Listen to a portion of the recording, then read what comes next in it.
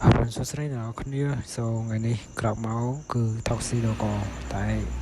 nhung thơ đâu ấy để relate tụi nó nhung enjoy mùi hàng cà phê.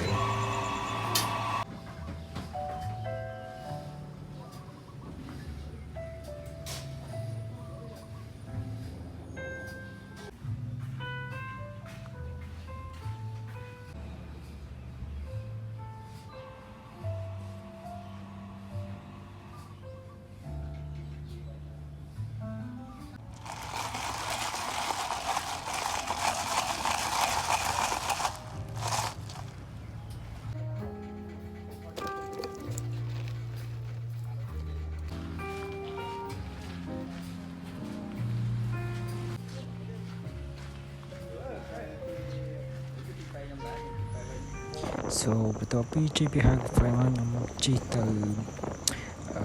Page Store អីចឹងដើម្បីទៅរកទិញខ្សាច់របស់ឆ្មា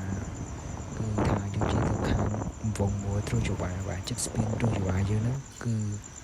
yes ដល់ពេលយើងមកដល់គឺយើងចូលនៅក្នុងហាងដែលនៅខាងស្នាមដៃហ្នឹងវងមួយហ្នឹង so like ចូលទៅដល់យើងចាំជិះទាំងអស់គ្នា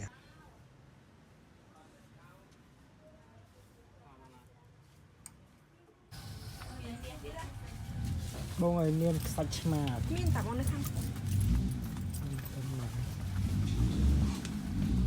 គេមកមែន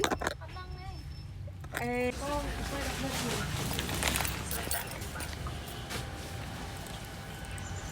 ដល់បន្ទាប់ពីចេញពីទិញខ្សាច់ឆ្មាឲ្យហើយគឺយើងយកទុកឲ្យហើយសូឥឡូវនេះខ្ញុំនឹមដល់តគ្នាយ៉ា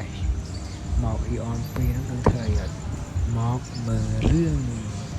សូមើលរឿងខ្មែរយើងមើលទៅផ្លោតខ្មែរយើងទៅសូរឿងឲ្យគេដកកញ្ចក់សូពេលហ្នឹងមក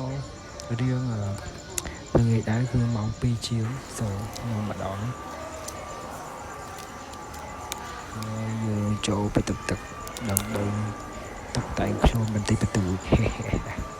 បើយើងពាក់នាកាពាក់អត់ចូល what the hell ហើយញ៉ៃមកប្លុកហ្នឹងកន្លែងហ្នឹងបាច់មើលសារចោលម្ដងឲ្យបញ្ចោលយើងពាក់នាកាហ្នឹងយ៉ាញ៉ៃវិញហ្នឹងឯងសូហត់មកបេះដូង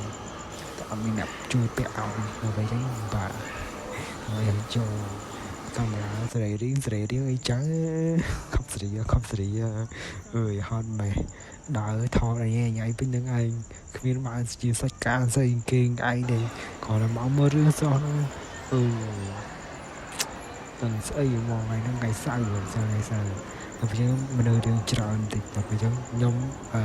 introvert ដែរដល់ពេលយើងវារៀងគាំងឯខ្ជូខាងចេញក្រៅមើលឃើញមនុស្សច្រើនដល់ពេល